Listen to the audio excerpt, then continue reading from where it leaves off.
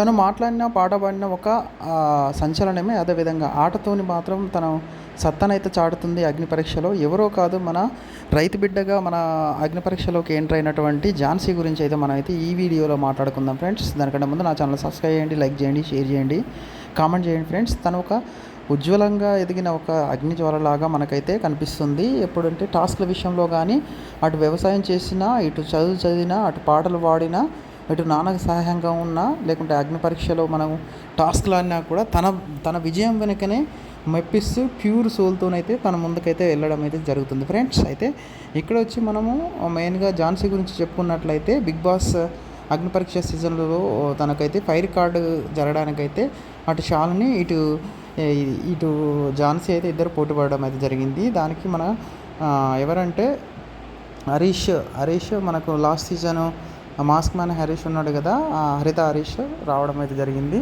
అతను వచ్చేసి ఇద్దరికి మధ్య పోటీని నిర్వహించడానికి ఒక కార్డుని అయితే తను రివీల్ చేయడానికి అయితే రావడం అయితే జరిగింది ఫ్రెండ్స్. అప్పుడు ఇద్దరు ఒక టాస్క్ని అయితే ఇవ్వడం అయితే జరిగింది. అది ఏంటంటే తాళ్ళను కాళ్ళకు గట్టి తన గ్రూప్లో ఎవరెవరు ఉన్నారు, తనకు సపోర్ట్ చేసేవారు ఎవరెవరు ఉన్నారు, ఎక్కువ మందిని గ్రాబ్ చేసుకోవడం ఈ యొక్క టాస్క్. అయితే ఇక్కడ వచ్చేసి తను చేసిన స్ట్రాటజీ అయితే చాలా వర్కౌట్ అయిందని చెప్పుకోవచ్చు. అయితే తన వైపు ఎవరైతే ఉన్నారో, తన వాళ్ళు అనుకునే ఎవరైతే ఉన్నారో వాళ్ళందరికీ వదిలేసి మిగతా వాళ్ళను కన్విన్స్ చేసి ఒక తాడుకైతే తాడును కాళ్ళు కట్టాలి.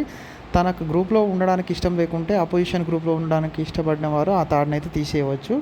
కానీ చాలామంది తీసేసినా కూడా అటు శాలినిది చాలా ఒకనొక టైంలో చాలా లీడ్లోకి వెళ్ళిపోయింది శాలిని. తర్వాత ఇటు చూసుకున్నట్లయితే ఝాన్సీ కూడా కన్విన్స్ చేసేయడానికంటే ముందు తన వైపు ఉన్న వారిని అయితే వదిలేసి మిగతా వారిని అయితే కన్విన్స్ చేయడం అయితే జరిగింది. అయితే బజర్ మోగేసరికి మాత్రము బ్లూ కలర్ థాట్స్, అదే మన ఝాన్సీ ఆడిన బ్లూ కలర్ థాడ్లు అయితే ఎక్కువ మంది కాళ్ళకు ఉండడం వల్ల ఝాన్సీ ఆ యొక్క టాస్క్ని అయితే విన్ అయ్యి మనకు ఒక ఫైర్ కార్డ్ని అయితే గెలిచింది. ఆ ఫైర్ కార్డ్ని ఏమైందంటే స్టాండ్ ఫర్ ది స్టార్ట్ అని, అంటే స్టార్ట్ అనే ఒక ఫైర్ కార్డ్ని అయితే గెలవడం అయితే జరిగింది. ఆ కార్డు వల్ల ఉపయోగం ఏంటంటే, ఎక్కువ టైం మనము ముందే గేమ్ అనేది స్టార్ట్ చేసుకోవచ్చు. ఏ టాస్క్ అయినా కూడా దానివల్ల మనం ఎక్కువ సమయం మనకు ఈ యొక్క గేమ్లో ఉండేసి తనైతే గెలవడానికైతే ఆస్కారం ఉంటుంది ఫ్రెండ్స్. కాబట్టి ఝాన్సీ ఇంకా మునుముందు ఏ విధంగా ఆడుతుందో మనమైతే చూడవచ్చు. అదేవిధంగా ఒక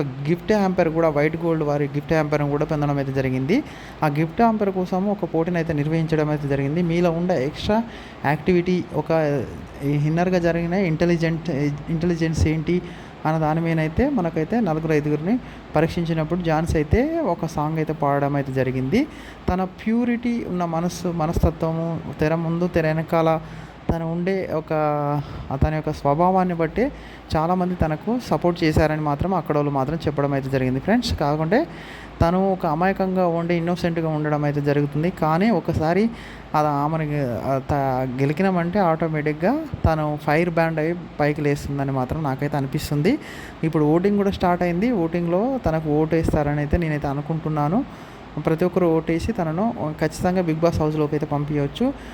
ఇంతకుముందు కొన్ని సీజన్లలో మనకు 8 సీజన్ కొంతమంది రైతు పేరు చెప్పుకొని రావడం అయితే జరిగింది. తర్వాత పరిణామాలు అయితే చాలానే జరిగాయి. కాకుంటే ఇక్కడ రైతు అయితే కళ్ళకు కట్టినట్టు మాత్రం చాలా ప్యూరిటీగా మనకైతే కనిపిస్తుంది ఫ్రెండ్స్. కాబట్టి ఒక ఆడపిల్లకి, ఒక రైతు బిడ్డ మాత్రమే కాదు, చదువులో టాపరు, అదేవిధంగా ఇంటర్లో 926 మార్క్స్ తెచ్చుకున్నటువంటి ఈ యొక్క మట్టిలో మాణిక్యానికైతే మనము సపోర్ట్ చేద్దామని అనుకుంటున్నాం ఫ్రెండ్స్. కాబట్టి మీరందరూ కూడా సపోర్ట్ చేసి ఓటును వేయగలరని కోరుకుంటున్నాను. Thank you. జై హింద్.